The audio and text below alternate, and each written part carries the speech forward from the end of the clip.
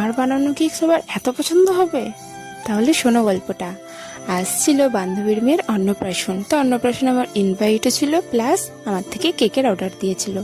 তো আমি সাজেস্ট করেছিলাম যে এরকম কেকটা নিয়ে ভালো লাগবে, ইউনিক বেস, আর ট্রেন্ডিং চলছে। আমি গিয়েছিলাম ওই 12টা 12:30, কারণ অনেক নিয়মকানুন আছে, সেই কারণে একটু দেরি করে গিয়েছিলাম। আর সবার শেষে কেক কাটিংটা করবে, সেই কারণে। এই হচ্ছে আমার বান্ধবীর মেয়ে, দেখো কত কিউট দেখতে। সব নিয়মকানুন হয়ে যাওয়ার পর টেবিল সেট করছিল, এবার আমি কেকটাকে রেডি করব। তো এখানে প্রচুর পরিমাণে ভয় লাগছিল, যেহেতু প্রথমবার এরকম কোনো অনুষ্ঠান বাড়িতে একঘর লোকের সামনে কেক ডেকোরেশন করা, মানে ডেকোরেশন না, সবই কমপ্লিট, জাস্ট লাস্ট ফিনিশিং দেওয়া। তো প্রচুর ভয় লাগছিল, আর হাত আমার যা পরিমাণে কাঁপছিল। আর আমার বোন গিয়েছিল, বোনকে ভিডিও করতে বলেছে, ওই একটা ছোট্ট ক্লিপ নিয়েছে। আর এই দেখো কত লোক।